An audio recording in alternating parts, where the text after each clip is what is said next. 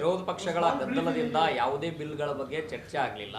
ಈಗ ಹೊರಗಡೆ ಬಂದು 5% ಪಾರ್ಕ್ಗಳ 5% ಜಾಗವನ್ನು ಬಳಕೆ ಮಾಡೋ ವಿಚಾರಕ್ಕೆ ಅದಾನಿಯವರಿಗೆ ಯೂಸ್ ಮಾಡಲಿಕ್ಕೆ ಅನುಕೂಲ ಮಾಡಿಕೊಡ್ತಾ ಇದ್ದಾರೆ ಅಂತ ಟೀಕೆಯನ್ನು ವಿರೋಧ ಪಕ್ಷದ ನಾಯಕರು ನಾವು ಯಾರಿಗೂ ಬಳಕೆ ಮಾಡ್ಕೊಳ್ಳೋಕ್ಕೆ ಯಾವ ಅವಕಾಶನೂ ಇಲ್ಲ.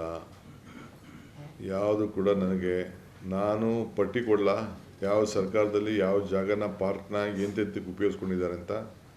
ಅವ್ರ ಪಾರ್ಟಿಗಳಿಗೆ ಅವ್ರ ಪಾರ್ಟಿ ಕಾರ್ಯಕರ್ತರಿಗೆ ಏನೇನು ನೀವು ಸದಾಶಿವನಗರದಲ್ಲಿ ಹೋಗಿ ನೋಡಿ, ಬೇರೆ ಎಲ್ಲೂ ಬೇಡ, ನನ್ನ ಮನೆಗೆ ಬನ್ನಿ, ಅಲ್ಲೇ 2 ನಿಮಿಷಕ್ಕೆ ಹೋಗಿ ಸದಾಶಿವನಗರದಲ್ಲಿ ಪಾರ್ಕ್ ಇತ್ತು, ಪಾರ್ಕ್ ಏನಾಗಿದೆ ಏನು ಮಾಡಿದ್ದಾರೆ ಅಂತ ನೀವು ನೋಡಿ. ನಾವು ಆ ಕೆಲಸ ಮಾಡ್ತಾಯಿಲ್ಲ. ಯಾವುದೇ ಆಗಲಿ ಇವತ್ತು ಯಾವ ಬಿಲ್ಡಿಂಗು ಕಟ್ಟೋದಿಲ್ಲ, ಯಾವ ಅದಾನಿ ಸುದ್ದಿನೂ ಇಲ್ಲ.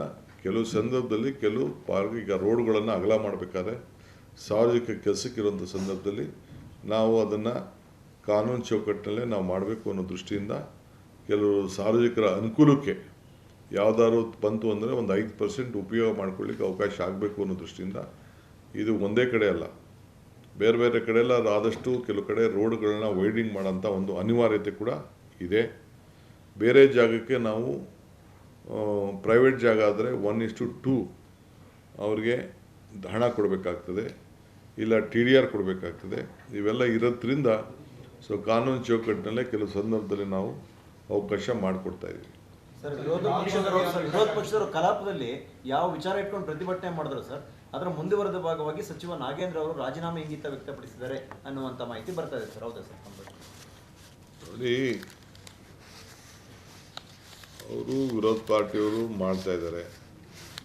ಸ್ವಲ್ಪ ನಾಗೇಂದ್ರ ಯಾವತ್ತೂ ಕೂಡ ಪಕ್ಷದ ವಿಚಾರದಲ್ಲಿ ಹಿಂದೆ 2 ವರ್ಷದ ಹಿಂದೆಯೇ ಕೂಡ ಏನು ನಿರಪರಾಧಿ ನಮ್ಮ ಒತ್ತಡಕ್ಕೆ ನಾವೇ ಆತನ ಕೈಲಿ ರೆಸಿಗ್ನೇಷನ್ನ ತೆಗೆದುಕೊಂಡಿದ್ದು. ಯಾವತ್ತೂ ಕೂಡ ಪಕ್ಷದ ಒಬ್ಬ ಶಿಸ್ತಿನ ಸಿಪಾಯಿ, ಅವರ ನಾಯಕತ್ವದಲ್ಲಿ ನಮಗೆ ಅಪಾರವಾದಂಥ ವಿಶ್ವಾಸ ಇದೆ. ನೋಡೋಣ, ಈಗ ಸದ್ಯಕ್ಕೆ ಯಾವ ಥರದ ಅಂಥದ್ದೇನೂ ಇಲ್ಲ.